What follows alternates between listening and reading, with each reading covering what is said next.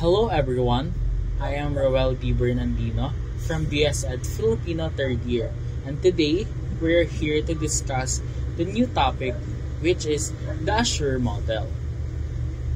What is Assure model? Assure model is a systematic instructional design and framework used by teachers to plan effective and engaging lessons, especially those that integrate technology and media.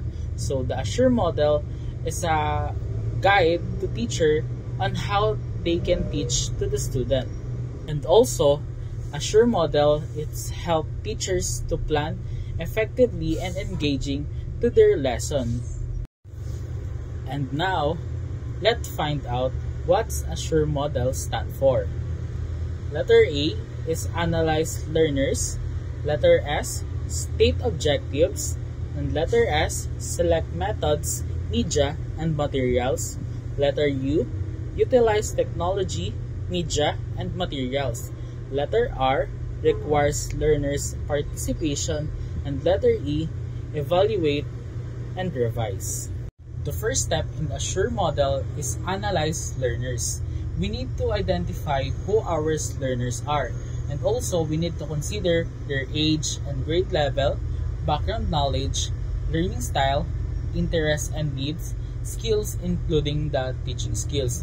We need to identify or analyze our learners to know what are the strategies that we're going to use if we are teaching them. Second step is the state objectives.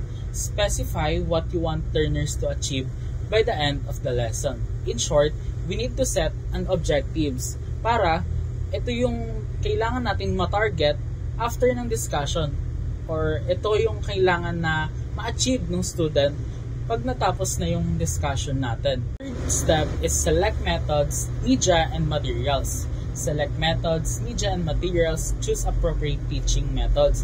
So in this part, we need to choose what are the materials that we're going to use. Like for example, lectures, group works, select technology media, videos, slide, and other articles or apps that we can use to teach the topic to our student. Third step is utilize media and materials. Plan how you will use the chosen resource, includes preparing the equipment, previewing media, setting up the classroom, and providing student instruction.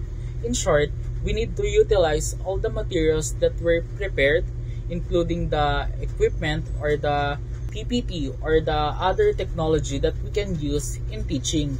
Kailangan natin magamit lahat ng materials na hinanda natin. For the fifth step, requires learner participation.